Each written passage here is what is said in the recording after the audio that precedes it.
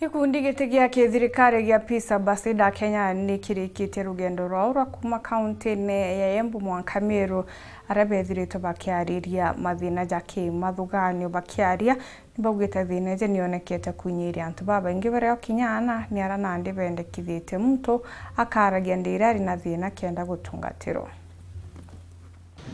It's okay not to be okay. Tena unja cietu tuga kwina stress, kwina depression, lakini te ewa kemirimo na kwina mantu ja maingi, kwina bipolar na thaici ukeja gwita nturene cietu uketheria mwana utebui kimathuganio antu beta mwana uria kia ukeja gwita nturene cietu ukona mtu akioja mate uga mturi mtondu ukora karanthi uchuria atiri mtu jo koja mate ina ambirite ina umirite no ntote mtomba kukira ntuku imwe ambiria koja mate ilazima kwithirwa kwina are umite na kwina are etete ne iyo turenda kwira antu bajokie jukumu ya kwambiria kwariria mantu jaja tutige gwita antu bantu ni kuretwa imantu ja maingi ba othaira ugwa wagerie mbecha utena school fees utena into bibi utena your basic needs no kwa push to kambiria kuthugania ina ukageta buria na twinde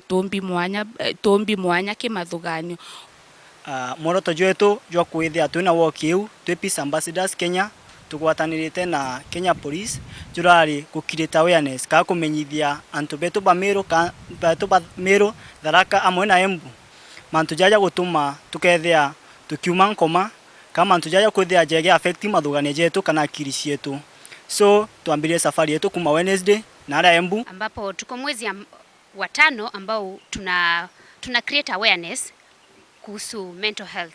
Na tunapozungumzia kuhusu watoto na wanafunzi ni kwamba pia wao huathirika. Mara mingi jamii yafikiria kwamba wazazi ndio aswa wanaoathirika peke yake kwa sababu wana majukumu mengi ya kulipa karo, ya kutafuta riziki na kufanya mambo mengi hapa na pale. Ila watoto pia na wanafunzi pia huathirika kiakili kwa sababu wana mambo mengi ambayo wanayo yafikiria. Iwapo uko na shida ambazo zinakusumbua usinyamazie.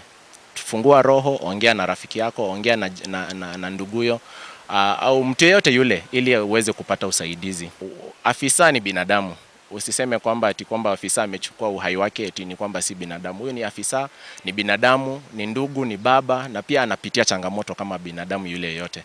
Na ni vyema kwamba ukiona kwamba askari anapitia shida, ni vyema pia kama colleague ongea na askari mwenzako. Muelezee kwamba isiwe kwamba anapitia shida peke yake, aongee na mwenzake, atafute usaidizi. Na